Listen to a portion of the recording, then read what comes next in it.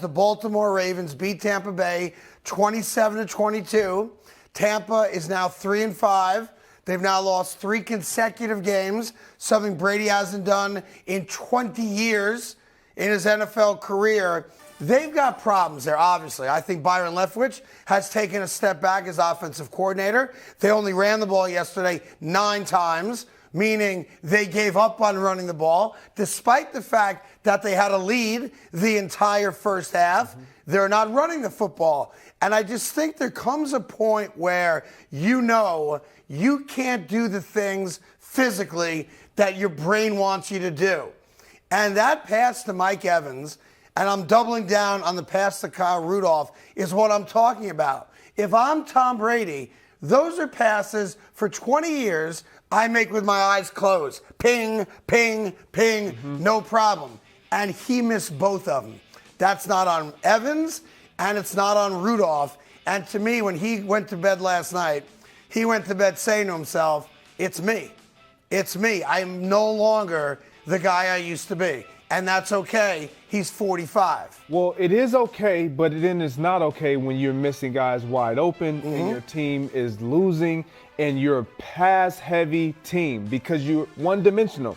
You can't establish the run and allow that to be who you are, and then you sprinkle in Tom Brady being Tom Brady of old every once in a while. They are in need of him being the Tom Brady that is not able to be that guy. You alluded to it. He's missing throws. He's just not the same. We understand that.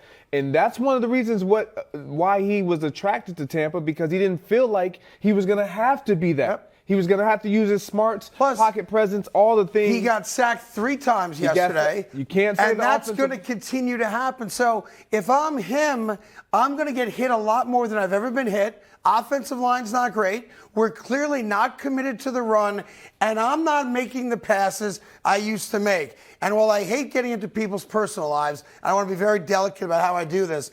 If a lot of the recent stories are accurate, he has an opportunity to kind of save his family and be reunited with his family. And no one's going to call him a quitter. No one's going to take a shot at him. But they've got 10 days now between last night's game and Tampa's next game, and then a bye week shortly after that.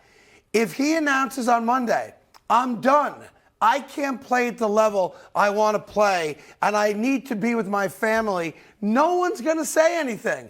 It's an acceptable out.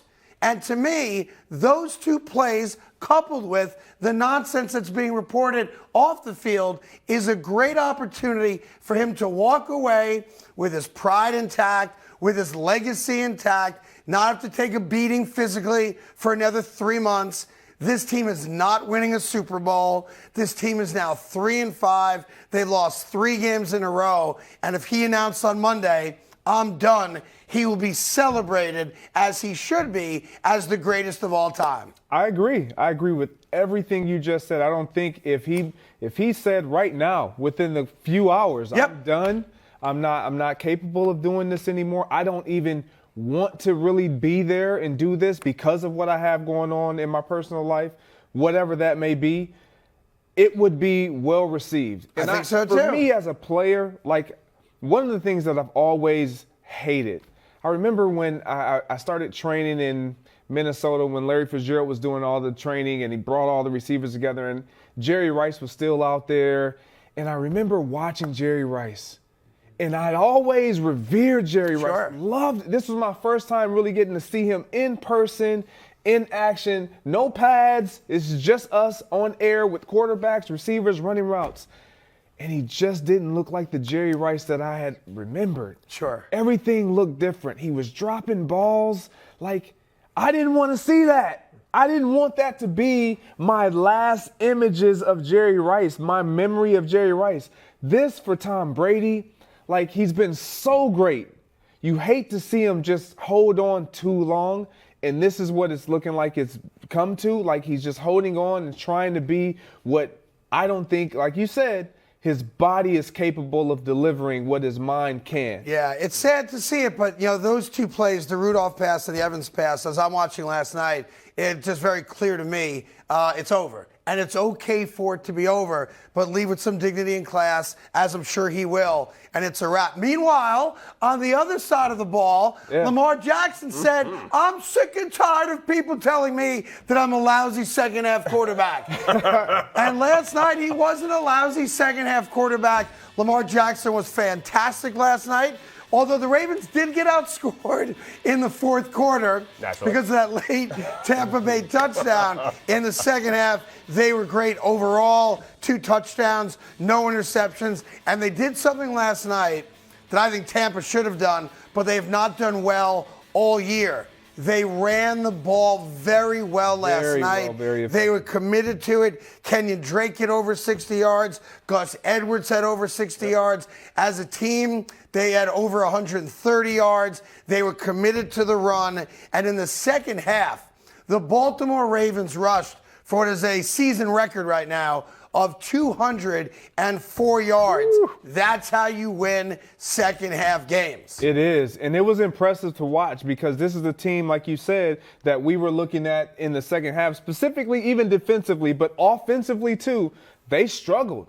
And they struggled because they weren't able to establish that run and stay out front. They played from behind. They were behind. And they found a way to get it done. Third quarter, they came down. 10-3 at halftime. I'm saying to myself, the Bucs are going to win this game. You thought they were in trouble. 100%. You thought they were in trouble because this is a position that we've seen the Baltimore Ravens in time and time again, and they haven't been able to step up and deliver a win on the shoulder of Lamar Jackson. And fortunately, he played well, getting out of the pocket, extending plays, keeping his eyes down the field, hitting guys in the end zone, and they were able to keep running the football effectively, not just to do it, but it was effective. How about this for a second half? Lamar Jackson, 8 for 8, 94 yards, 2 touchdowns, no picks. Oh, and by the way, he also ran for 42 yards in the second half. He was great. He was so great that as he came off the field, someone handed him a sign. And being a great guy, as opposed to Devontae Adams and pushing people out of the way, the sign said, basically, pay Lamar Jackson. And he liked it. Yeah. So he signed it. He signed it for the fan, and he gave it back. But there you go. Pay him now. Wow. And you keep having games like that, you're going to get paid. It's actually, I was talking to Le'Veon Bell yesterday, and he couldn't believe that he hasn't gotten the quote-unquote bag. And Le'Veon had a funny comment to me yesterday. He said, listen, whatever Kyler Murray got, he should get more. He goes, that's the barometer. He should get more, but he played great last night, and he did sign that sign. Awesome. So that person goes home with a memento. I love everything about Lamar Jackson. I really do. And he gets a ton of criticism when he doesn't play well as far as, well, I can't say gets a ton. He gets a lot when he does play well, and not probably as much as he should, because I think we all kind of like who he is as a person, as an individual, and we want to see him do well. The fact of the matter is, he is everything that they need in Baltimore. He is their offense. They've established everything about their offense around and surrounding Lamar Jackson. Pay that guy. He deserves it. Look, they're a winless team if Lamar Jackson's not their quarterback. I'm not even making that think up. about them. They're the Houston Texans, right? Which it seems like that they're not even in the NFL. That's where Baltimore would be without Lamar Jackson. Obviously, if things do happen with Tom Brady, you keep it right here on FS1 or Fox Sports on the weekend to have it covered top to bottom. But I do think an announcement's coming very, very shortly from Tom Brady. Hey there. Thank you so much for watching The Carton Show. You can subscribe right here to get all the latest bits and segments from the show. And by the way, while you're at it, we have a lot of great shows on FS1, so check them out too.